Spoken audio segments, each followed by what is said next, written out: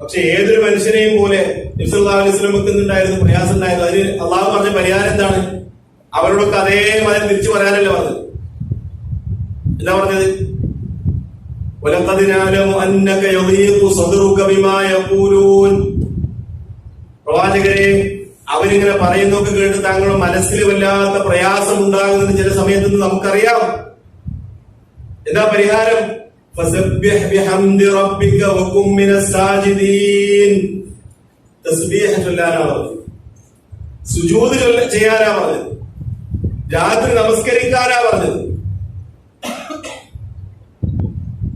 ഇന്ന നാശിഅത്തൽ ലൈലി ഹിയ അശദ്ദു വദ്അൻ വഅഖ്വമു ഖീല. വല്ലാത്ത പ്രയാസം തോന്നിയപ്പോ രാത്രി എഴുന്നേറ്റ് തഹജ്ജുദ് നമസ്കരിക്കാനാ പറഞ്ഞത്. ഇന്ന നാശിഅത്തൽ ലൈലി ഹിയ അശദ്ദു വദ്അൻ വഅഖ്വമു ഖീല. താങ്കളുടെ മനസ്സിൽ നല്ല ദൃഢനിശ്ചയം ഉണ്ടാക്കുന്നതും വാക്കുകൾക്ക് നല്ല സ്ഥിരത നൽകുന്നതുമാണ് രാത്രി നമസ്കാരം. പ്രവാചകന്റെ സല്ലല്ലാഹു അലൈഹി വസല്ലം മാർഗത്തിലുള്ള പ്രബോധകരും അതിനെയാണ് മാതൃകയാക്കേണ്ടത്. അല്ലാതെ പരിഹാസത്തിനും വിമർശനത്തിനുമെല്ലാം അതേ നാണയത്തിൽ നമ്മൾ തിരിച്ചു പറയാൻ തുടങ്ങിയാൽ പ്രബോധനത്തിന് പിന്നെ സമയം ഉണ്ടാവില്ല. അല്ലെങ്കിൽ അള്ളാഹുവിലേക്ക് ക്ഷണിക്കാൻ സമയം ഉണ്ടാവില്ല. നമുക്ക് ആ പരിഹാസത്തിന് തിരിച്ചു പരിഹസിക്കാനേ സമയം ഉണ്ടാവുള്ളൂ. അപ്പൊ പരിഹാസവും വിമർശനവും ഒരു ഭാഗത്ത് നടന്നുകൊണ്ടേയിരിക്കും.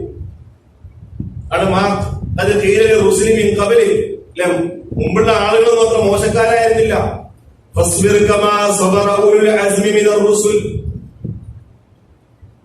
ദൃഢനിശ്ചയമുള്ള പ്രവാചകന്മാർ ക്ഷമിച്ചതുപോലെ താങ്കൾ സുന്ദരമായ ക്ഷമ കൈകൊള്ളുക. ഫസ്ബിർ സബറൻ ജമീല. സുന്ദരമായ ക്ഷമ കൈകൊള്ളുക. അതുപോലെ വഹ്ജുറുഹും ഹജ്റൻ ജമീല. ഇനി ഒഴിവാക്കുകയാണെങ്കിലോ നല്ല നിലക്ക് പറഞ്ഞ് ഒഴിവാക്കുക.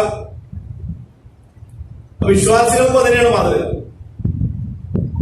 ഉലുൽ അസ്ം എന്ന് പറഞ്ഞാൽ നൂഹ് നബി അലൈഹി സ്വലാത്തു വസ്സലാം, ഇബ്രാഹിം നബി അലൈഹി സ്വലാത്തു വസ്സലാം, മൂസാ നബി അലൈഹി സ്വലാത്തു വസ്സലാം, ഈസാ നബി അലൈഹി സ്വലാത്തു വസ്സലാം, അവരിൽ തന്നെ ഏറ്റവും അഷ്റഫുൽ ഖൽഖായ മുഹമ്മദ് നബി സല്ലല്ലാഹു അലൈഹി വസല്ലം.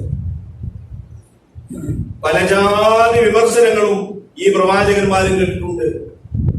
ക്ഷമ കൈകൊള്ളാനാ പറഞ്ഞത്, രാത്രി നമസ്കരിക്കാനാ പറഞ്ഞത്, തസ്ബീഹ് അധികരിപ്പിക്കാനാണ് പറഞ്ഞത്. പിന്നെ പരിധി വിടാണെങ്കിലോ എന്താണ്? പറഞ്ഞിട്ട് വേഗം ഒഴിവാക്കുക. ഇദാ ഖാതബഹുൽ ജാഹിലൂന ഖാലൂ സലാമ വല്ലദീന യബീതൂന ലിറബ്ബിഹിം സുജ്ജദൻ വഖിയാമ. ജാഹിലുകളും അവിവേകികളും സംസാരിക്കാൻ വരുമ്പോ നല്ല വാക്ക് പറഞ്ഞിട്ട് എന്ത് ചെയ്യും? അവർ ഒഴിവാക്കും.